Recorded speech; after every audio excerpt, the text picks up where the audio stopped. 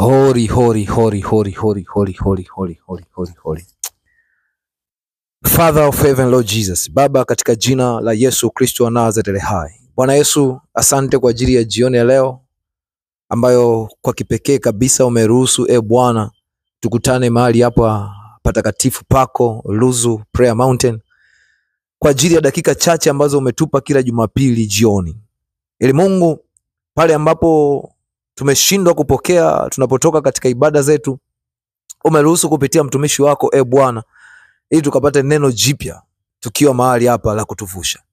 Na sasa tukiwa mwisho wa mwezi na leo ikiwa ni tarehe 30, tunaamini kabisa Baba, kupitia neno lako la mwezi wa 3 tunapokwenda kufunga mwaka tukiwa tumebakiwa na masaa machache yajayo, yawezekana kabisa lipo neno la tumaini mahali hapa Bwana, ambapo mtu mmoja kutoka Mbeya, mtu mmoja kutoka Arusha, mtu mmoja kutoka pande yoyote ile ya duniani atakayekuwa akisikiliza Bwana kupitia YouTube, kupitia Facebook, kupitia radio live, kupitia popote pale atakaposikia sauti Bwana inayotoka madhabahuni pako jioni ya leo, atapata nafasi na upenyo wa kuanzisha vitu vipya katika uweza wa kwako. Tunakusihi katika jina la Yesu Kristo wa Nazareth hai, achilia Bwana anga katika kila kona na kila eneo. In the mighty name of Jesus Christ, tunafunga kila njia za kipepo zitakazozuia Bwana neno lako na maombi yako ya jioni ya leo yasifike popote pale kwa mtu mmoja mwenye nia. Maana umetupa neno lako la mwaka huu kutoka Yohana 5:15 ya kuwa tutakapoomba kwa imani Bwana, anga lako Bwana litakuwa wazi na maombi yatakuwa yamekaa pale kama umande mzuri, ili kila mwenye kiu ya kunywa maji yao yatokayo juu ikawe ni kama mawingu yatamanivyo mvua, akapokee sawasawa na kiu yake. Tunapoomba mahali hapa Luzu Bwana, neno lako linasema tutakapoomba kwa imani Bwana, basi kila mmoja mwenye kiu ya kupokea atapokea, hata kama ametenda dhambi namna gani, hata kama akiwa mbali namna gani. Unazungumza nasi Bwana kupitia Ufunuo 21, unasema yule atakayekubali na kuwa na kiu ya kutafuta uso wako Bwana, kwako Baba atakuwa ni mwana, naye atakuita Baba, na malango ya kwako Kristo yatakuwa wazi masaa 24. Katika jina la Yesu Kristo wa Nazareth hai, katika jina la Yesu Kristo wa Nazareth hai, ninaomba Bwana neno lako lisipite bure jioni ya leo, ili ikawe ni nuru na ikawe ni umande katika anga la mahali popote pale, juu ya anga la Morogoro, juu ya anga la Tanzania, juu ya anga la Kenya, juu ya anga Bwana la Uganda, juu ya anga Bwana la Nigeria, juu ya anga la South Africa, juu ya anga la Amerika Kusini, juu ya anga la Mexico, juu ya anga la dunia nzima, katika jina la Yesu Kristo wa Nazareth hai. Katika jina la Yesu ninaomba Bwana kwa imani, nikiwa mahali hapa pako Bwana patakatifu kabisa, katika jina la Yesu ukatupe dakika chache tu Bwana za kuzungumza nayo jioni leo. Ninakusihi kwa ajili ya neno lako Bwana la mwezi wa 3, katika jina la Yesu nimeomba kwa imani, ukatutumie tu kama chombo Bwana jioni leo, mimi na watoto wako jioni leo mahali hapa, katika jina la Yesu ninaomba na kushukuru, nikiamini kwa Mungu utakuwa nasi kwa dakika chache zijazo, ili mtu mmoja akasikie Bwana maombi haya popote yalipo, katika jina la Yesu ninaomba nikiamini, amen. Mungu awabariki sana popote pale mlipo, na tunawakaribisha sana kwa dakika hizi chache ambazo Bwana ametupa na ametupendelea tukiwa mahali hapa. Ninajua ni jioni iliyokuwa tulivu, na popote pale umesharudi kutoka katika ibada na umetulia nyumbani kwako ukitafakari yale uliojifunza. Lakini jioni ya leo nataka nikuongezee kitu kwa wale ambao wanapenda kutufuatilia kila inapofika Jumapili muda kama huu, kwa ajili ya kuongeza kitu fulani katika imani. Tupo katika mwezi wa 3 na tunakwenda kuumaliza, na tumemsihi sana Mungu mwezi wa 3 ni lazima tuanzishe jambo lolote lile ambalo lipo katika mipango yetu, na tumeona ushuhuda wa watu wengi ambao wanakuja mwisho wa mwezi huu kuja kushuhudia namna ambavyo wamevuka. Wengine walibeba tofali wakapeleka site, wengine walikuwa wanataka kuanzisha biashara wakawa na fremu wakaweka vitu 2-3 na wakafanikiwa. Wengine katika ndoa zao wakanunua pete kwa imani wakawa nazo, na sasa tunaamini kabisa ndoa zitakuwepo. Wengine walijaribu kuamka mahali na kutembea, kwa sababu ni miaka mingi walikuwa wamekaa katika vitanda. Wengine tumeona wamebarikiwa katika utumishi wao, walikuwa hawajawahi kuhubiri, wakashika Biblia na kutembea katika viwanja na miji, na sasa wameimarishwa katika uhubiri. Tunaamini kabisa neno hili la Benaya, kama alivyokuwa akida aliyeongoza mwezi wa 3, linavyoakisi kujenga msingi wa jambo la kwako. Tunaamini kabisa watu wengi watakuwa wamefanikiwa. Lakini katika kutafuta upenyo tukakutana na neno kutoka kwa Yeremia 33 kuanzia ule mstari wa 4, ikikupendeza sana kuanzia mstari wa 1, tukakutana na maneno magumu ambayo Bwana anamwambia Yeremia. Anamwambia niite Yeremia. Yeremia akiwa katika kazi yake ya kuinua miji ambayo Bwana alikuwa ameikataa. Yeremia alikuwa amesahau wito wake aliopewa. Tunaona kuanzia 4 pale Bwana anamwambia habari nzuri kabisa. Anamwambia Yeremia, wewe hujajua mambo magumu ambayo watu wa mji huo wameyatenda. Tunapozungumza habari ya mji, tunazungumza habari ya nyumba yako, tunazungumza habari ya familia yako, tunazungumza habari ya boma lako, tunazungumza habari ya ukoo unakotoka. Tunapozungumza habari ya mji, tunazungumza habari ya nchi unayoishi, tunazungumza habari ya mkoa uliopo, tunazungumza habari ya kijiji, tunazungumza habari ya mahali ambapo umekaa kama mwangalizi wa huo mji. Anamwambia Yeremia, hujajua mambo magumu katika mji uliopo. Yeremia, hujui wito nilokuitia ya kuwa nenda ukawaambie habari za kwangu Bwana. Yeremia anaona mji haukubali. Yeremia kila anapohubiri anaona watu hawaelewi, anaona mambo hayawezekani. Na unaposoma kuanzia 32 kuanzia mstari wa 17 unakuta mtu mmoja, kijana mmoja anakwenda kwa Yeremia ambaye aliacha nyaraka zake kwa kipindi kirefu. Inawezekana nyaraka hizo walikuwa wameshtakiwa mahali. Inawezekana nyaraka hizo alizozipeleka kuna mahali alikuwa anahitaji nyumba na alinunua lakini akazulumiwa. Inawezekana nyaraka hizo zilikuwa ni za kazi, alikuwa anahitaji kazi mahali. Inawezekana nyaraka hizo zilikuwa ni za biashara, za mipango fulani. Lakini kijana huyu alikuwa ni binti au ni kijana kutoka kwa Nelia ambaye alikwenda kwa Yeremia, akawa anakwenda kumwambia Yeremia, pamoja na maombi Yeremia uliofanya, lakini sijaona kazi mbele yangu. Anakwenda kwa Yeremia. Inawezekana ni wewe unakwenda mbele za Mungu miaka mingi, unamwambia Mungu, pamoja na maombi na sadaka nilizotoa, lakini bado sijabarikiwa kuwa na mtoto, sijabarikiwa kuwa na ndoa, sijabarikiwa kuwa na kazi. Kijana huyu aliyemwendea Yeremia ni kama wewe ambaye umekwenda kwa watumishi wengi, umekwenda katika madhabahu nyingi. Nataka nikwambie hivi, Yeremia anasikia sauti kutoka kwa Bwana. Anamwambia Yeremia, hujajua kama nimeficha uso wangu juu ya huo mji? Bora basaka ya ndalaba shata ya masika. Liko robosa taya mashenda ya masika. Anamwambia pamoja na kwamba umetoa sadaka nyingi, Bwana analeta neno hili. Inawezekana umekata tamaa mahali, na jioni ya leo upo katika maombi haya siku 40, ulikuwa unapeleka maombi yako mahali na umebeba sadaka yako kwenda kumshukuru Mungu, lakini umefanya hivi kwa miaka kadhaa na hujabarikiwa kuwa na mtoto. Kila inapofika Pasaka umekuwa mwaminifu katika kufunga, lakini huduma yako bado ipo pale pale, haijainuliwa. Umejitahidi kuimba lakini bado hujafahamika hata na watu kadhaa. Sikiliza mtu wa Mungu, unaweza ukasema Mwasomola unaongea nini jioni ya leo? Nataka nikwambie, yupo mtu mmoja nilikuwa nakwenda kufanya huduma pale Dodoma. Binti moja alikuwa anafahamika kwa namna ya watu kumfahamu, lakini alikuwa amekosa exposure ya kutosha katika mitandao ya kijamii. Nilipomwona binti yule nikamwambia, kwa kuwa umekanyaga katika madhabahu ya maombi ya kila mwezi na kila mwanzo wa mwezi, Bwana kuna jambo anataka kufanya kwako. Akashangaa binti yule. Nikamwambia, sikiliza, mimi ninataka kwa imani niombe na wewe kwa ajili ya kufahamika kupitia mitandao ya kijamii. Nataka tuombe kuinua akaunti zako ili watu wazifahamu, na kupitia akaunti hizo watu watukuzwe na wakutafute, na ufanye mambo makubwa ambayo Bwana anahitaji ayapitishe katika kinywa chako. Yule binti alishangaa sana. Alijua nitaomba kwa ajili ya fedha, na ni kweli alikuwa na shida ya fedha. Kwao kulikuwa na ukame. Inawezekana hata siku ile alikuwa ajala. Lakini nilipomwambia kwamba nataka tufanye maombi kwa ajili ya kuinua akaunti zako za YouTube, Facebook, Instagram na TikTok, alafu Bwana atapita katika hizo akaunti, kila utakachokituma ukae maombi. Kila picha utakayotaka kutuma lazima uifanyie maombi masaa 3 mpaka 4 mpaka 12. Akanishangaa sana yule binti, akalipokea lile neno. Nataka nikwambie, Baada ya maombi yale nikamwambia binti, chochote utakachokifanya cha msingi kifanye katika utakatifu. Yule binti alifanya kopi ya wimbo fulani. Jesus Lord. Ndani ya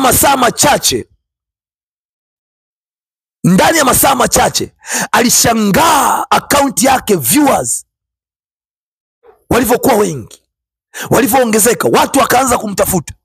Wimbo ambao amefanya kopi, watu wakaona ni kama yeye ndiye aliyeimba, mpaka mtu aliyeimba wimbo ule akaanza kumtafuta. Nataka nikwambie hivi, maombi haya tunayofanya kila mwezi yanaweza yakabadilisha dakika moja ukawa mtu mwingine. Hautakiwi hata kutafuta umaarufu mbali. Unaweza ukauvuta umaarufu kuja kwako kwa mtu ambaye Bwana ameruhusu kwa wakati wa kwake.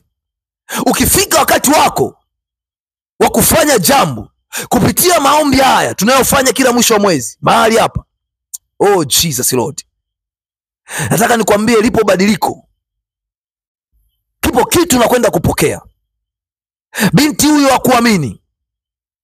hakuamini, anapiga simu tena, alikuwa kama amepotea njia. Siku hiyo anakuja pale, tulikuwa tunafanya maombi yetu ukumbi mmoja unaitwa 56 nyuma ya bunge la Tanzania. Alikuja akatukuta watu wachache tukifanya maombi kwa imani ya kukomboa muda na wakati ujao na masaa yajayo na mwezi mzima. Nikamwambia utamshangaa Mungu. Alipiga simu akamshukuru Mungu sana. Nataka nikwambie hivi, tunamaliza mwezi huu wa 3. Bwana anasema masaa yaliyobaki, kama kwa mwanadamu siku 1000 kwake ni siku moja, nataka nikwambie masaa yaliyobaki kwake, ndani ya sekunde moja anaweza akabadilisha historia ya maisha yako. Ndani ya sekunde moja anaweza akapanda kitu kwako. Cha msingi ng'ang'ania.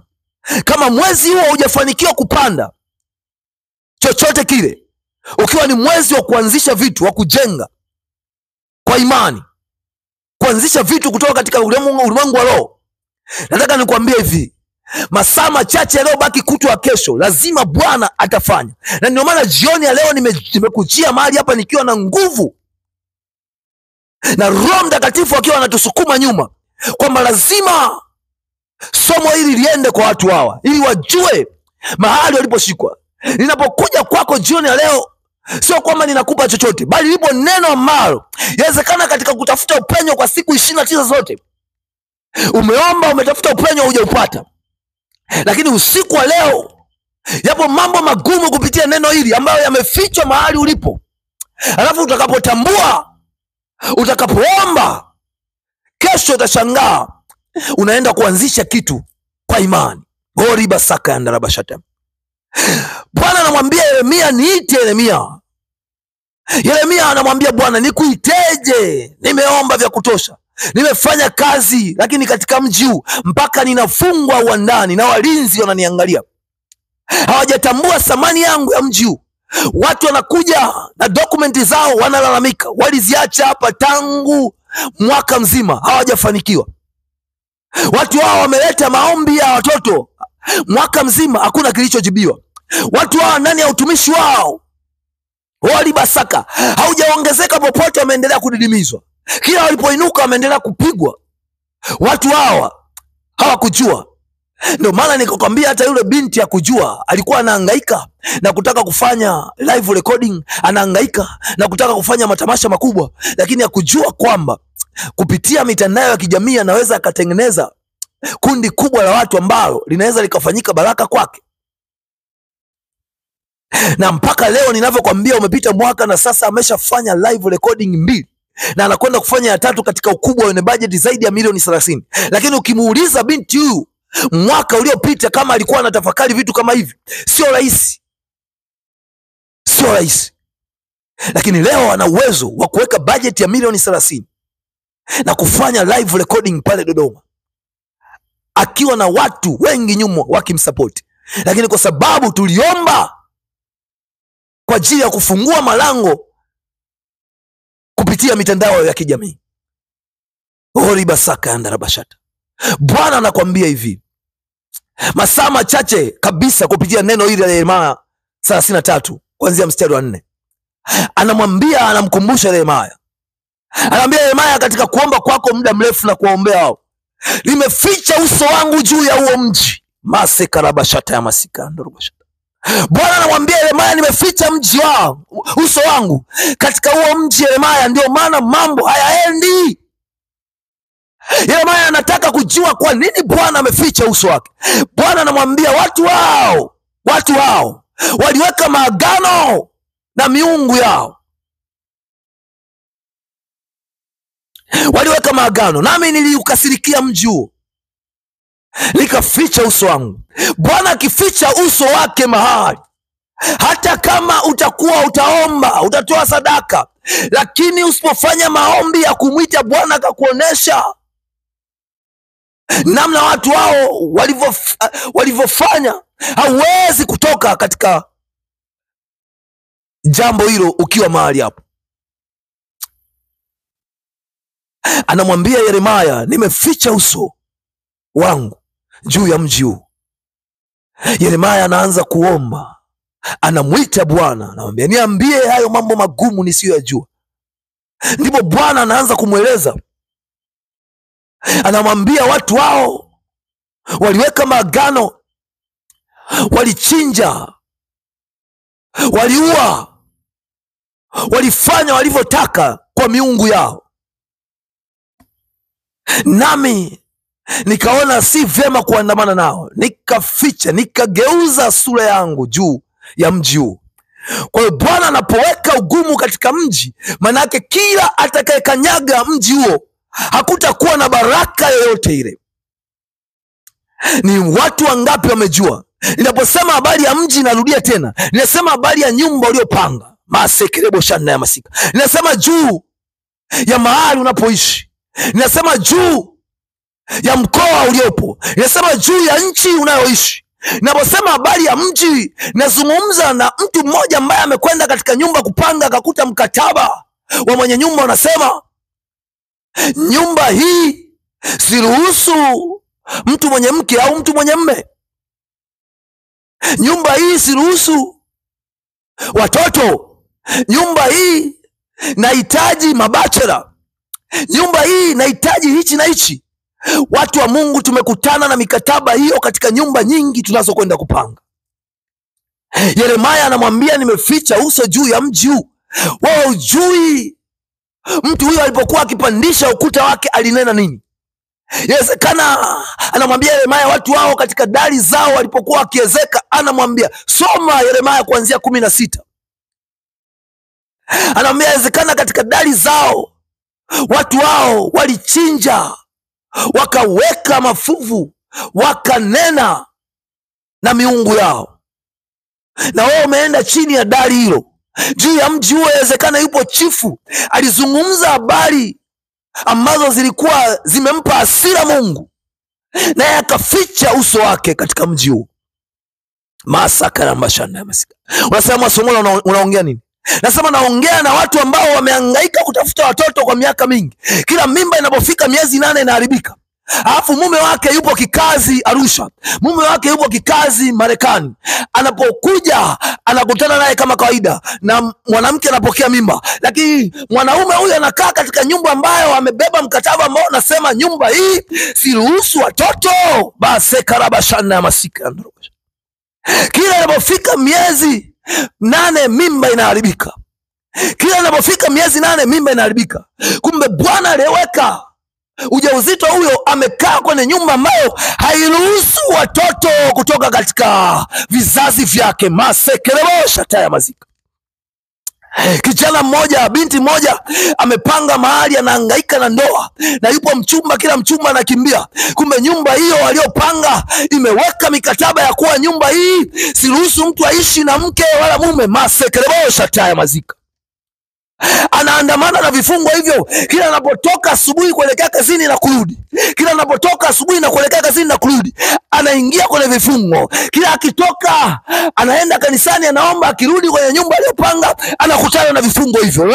Sataya mashika ya ndoroboshata. Miaka kadhaa amehangaika kwa ajili ya ndoa, ametoa sadaka sana, amefanya mambo mengi, lakini ndoa hakuna.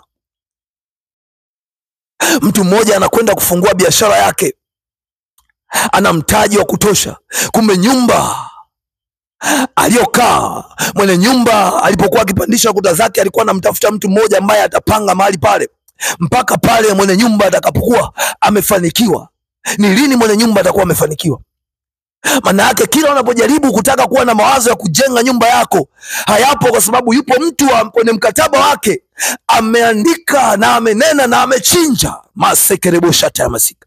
Anamwambia Yeremia, juu ya mji huo nimeficha uso wangu. Hayo ndio mambo mazito ambayo Yeremia alikuwa anataka kuyajua.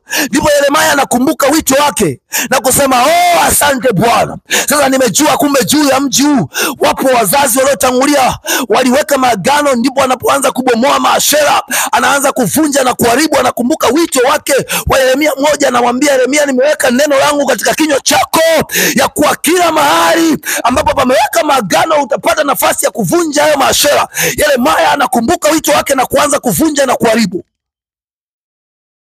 kwa sababu ndani yake ipo nguvu ya kujenga upya.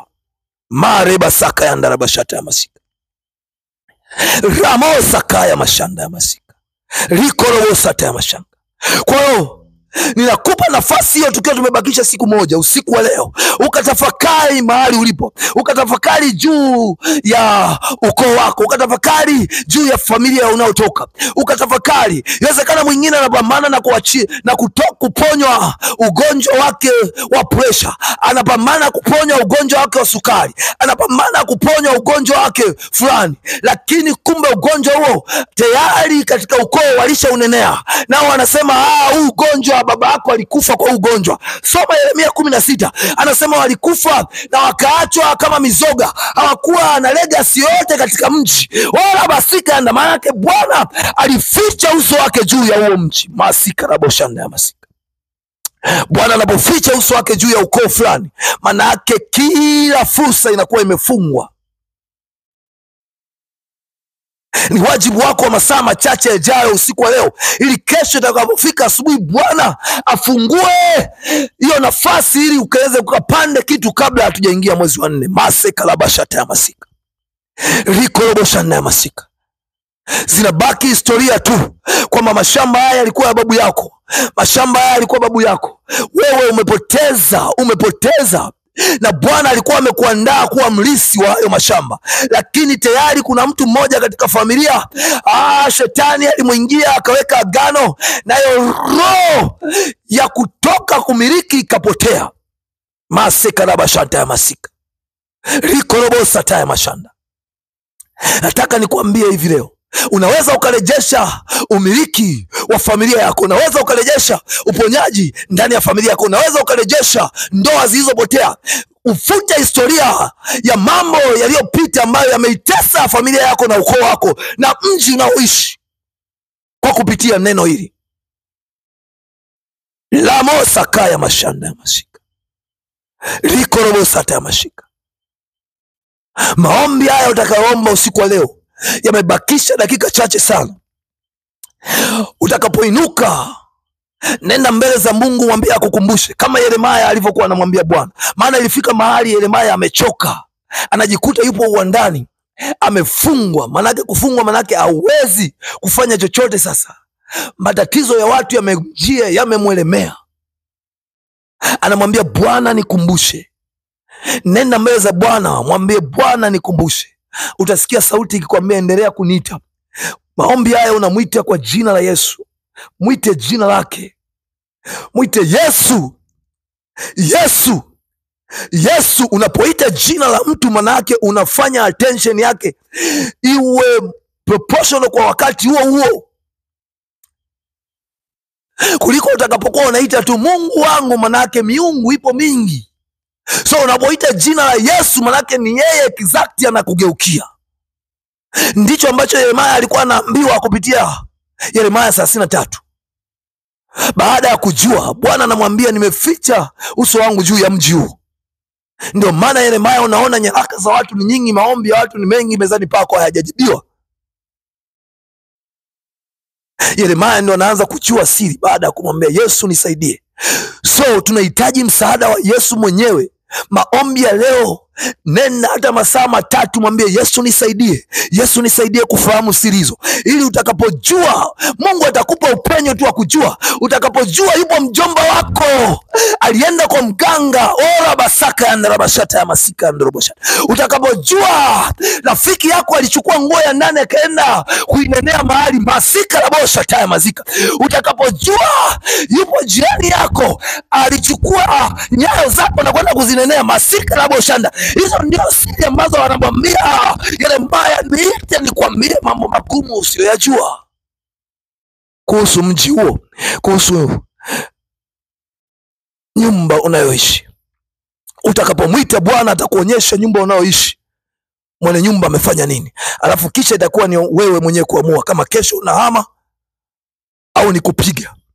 Lakini utakapoonyeshwa, manake ni vizuri kuhama na kutoka hapo mahali. Oriba saka ya ndarabashata. Jioni ya leo, Bwana, mwite Bwana ili akuonyeshe kwa nini ameficha uso wake katika siku 29, tukitafuta upenyo wa kutaka kuanzisha biashara, wa kutaka kuipata ndoa, wa kutaka watoto wapatikane ndani ya ndoa, wa kutaka tuanzishe kilimo, wa kutaka kupanda jambo. Umepambana, magonjwa yanainuka, fedha inaondoka. Kila unapopambana hichi kinainuka. Nataka nikwambie hivi, jioni ya leo, zikiwa zimebaki dakika chache, mwite Bwana kwa upole ili Yesu mwenyewe ageuke. Masika rabashanda ya masika. Kazana kuita hata masaa 3. Ita Yesu nisaidie kufahamu yaliyofichwa juu ya mahali nilipo. Maana anazungumza exactly, ameficha uso wake juu ya huo mji. Mwambie Baba, ninajua umeficha uso wako juu ya nyumba ninayokaa. Baba, ninajua umeficha uso wako juu ya familia ninayotoka. Baba, ninajua umeficha uso wako juu ya damu ya ukoo niliyotoka. Bwana, nami sijui walioyatenda huko nyuma. Baba, ninakuja kwako Bwana kama mtumishi wako. Nenda mbele za Bwana kama mtumishi uliyekamilika. Alafu utaona katika ulimwengu wa roho, katika sauti fulani, Bwana anakuambia kuhusu mambo fulani ambayo yamefichwa, ambayo mama yako, baba yako aliyatenda, ambayo dada yako, kaka yako aliyafanya, ambayo mwenye nyumba unayoishi ameyatenda. Alafu unapata nguvu sasa, unaamka alfajiri na kuanza kupiga kabla ya pambazuko. Nataka nikwambie, kesho lazima upate upenyo wa kupanda jambo lako kabla ya mwezi wa 4. Oriba saka ya ndarabashata. Mungu akubariki sana. Ninajua kupitia Yeremia 33 kuanzia mstari wa 4, wa 5, wa 6 na wa 7, Bwana atafungua nafasi ya kwako ya kuomba.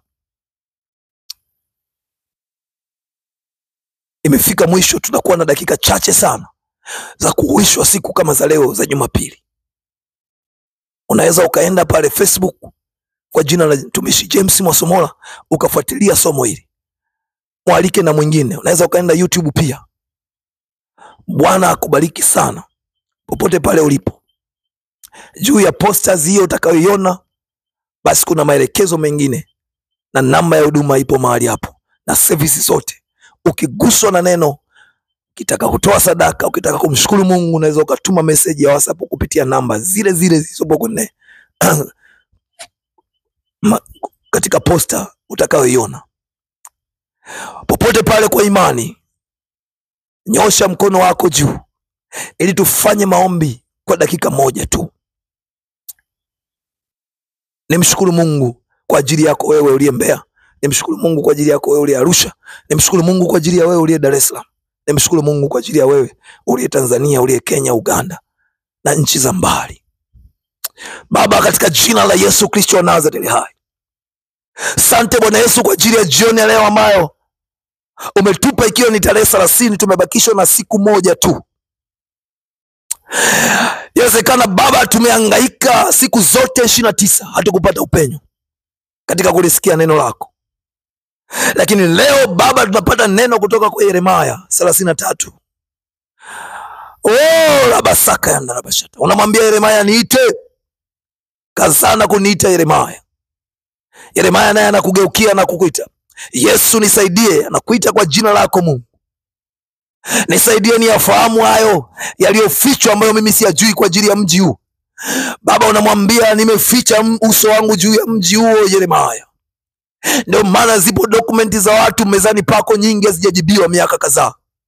Ndio maana hapo maombi ya kina vijana hao wakina Nelia, nyaraka nyingi hazijajibiwa. Ni kwa sababu nimeficha uso wangu juu ya huo mji.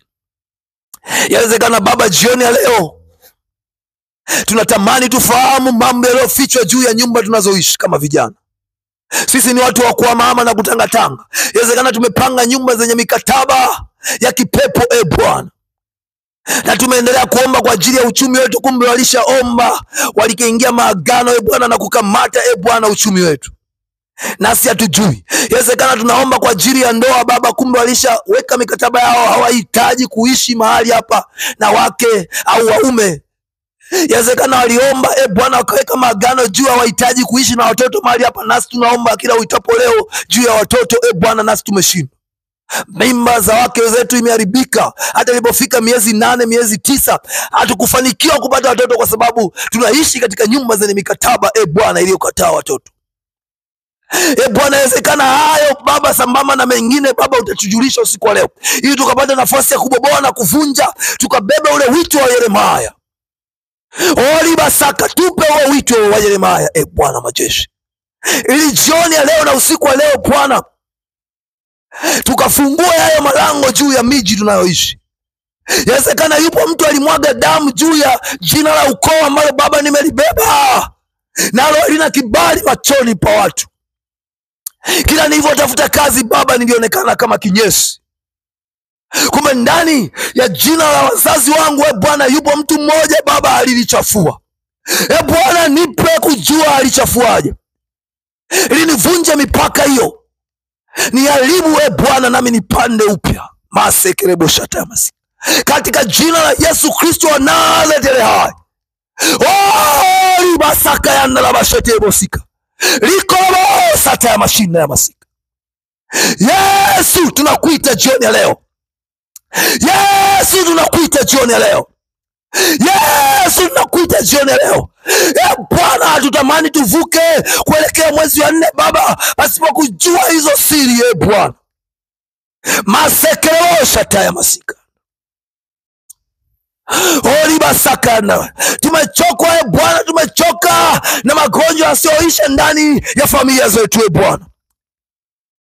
Tunaomba Baba tutoke katika kikombe hichi. Wewe umesema Bwana siku 1000 za wanadamu kwako ni sawa sana na siku moja Bwana. Tunajua Baba ndani ya sekunde chache unaweza ukafanya jambo jipya juu ya maisha yetu. Bwana tumehangaika juu ya magonjwa yaliyobebwa na ukoo. Yawezekana mtu mmoja yupo mahali anapambana na pressure. Yupo mtu mmoja anapambana na sukari kwa miaka mingi. Yupo mtu mmoja Bwana anapambana Bwana na ugumba. Bwana tunaomba utufanyie nafasi. Tunakusihi Baba, tufanyie nafasi kama yule kiwete Bwana aliyekuwa anakwenda kila siku katika malango ya mzuri. Watu walifanya Bwana kama chombo cha chuma ulete, waliombeba mahali na kumpeleka mahali. Lakini Bwana alipotokea Yohana na Petro Baba wakamwambia, sisi hatuna fedha ya kukupa, bali tuna neno la kukuinua mahali ulipo. Bwana tunahitaji neno hilo ili Mungu jioni ya leo tuweze kuvuka Baba. Rabo sata ya mashika na robo sata. Libasaka na labashete bosika. Liko sata ya mashanda ya masika. katika jina la Yesu Kristo wa Nazareti hai. Ninaomba Bwana kwa ajili ya wote ambao wameendelea Bwana kusapoti kazi yako kupitia mlima huu wa Ruzu. Bwana, Bwana, wasifanyike viwete, wasifanyike wasioweza juu ya watu wanaotaka kuchuma kwao. Ninakusihi Baba, mwisho wa machozi yao ikawe ni leo Baba. Wajulishe Bwana mambo yaliyofungwa juu ya maisha yao, katika jina la Yesu Kristo wa Nazareti hai. Rikorobosa taya mashanda masi, katika jina la Yesu tumeomba kwa imani, amen. Popote pale ulipo, endelea kumshukuru Mungu. Ninakumbusha tena usiku wa leo, endelea kumuita Bwana akuoneshe mambo gani yaliyofichwa juu ya dari uliopo, juu ya familia yako, juu ya ukoo uliopo, ili Bwana akuonyeshe nawe upate nafasi ya kuvunja na kuharibu, ili kesho Baba afanye nafasi ya kufungua upenyo wa wewe kupanda jambo jipya. Mungu awabariki sana popote pale mlipo. Shalom, shalom, shalom. Amen.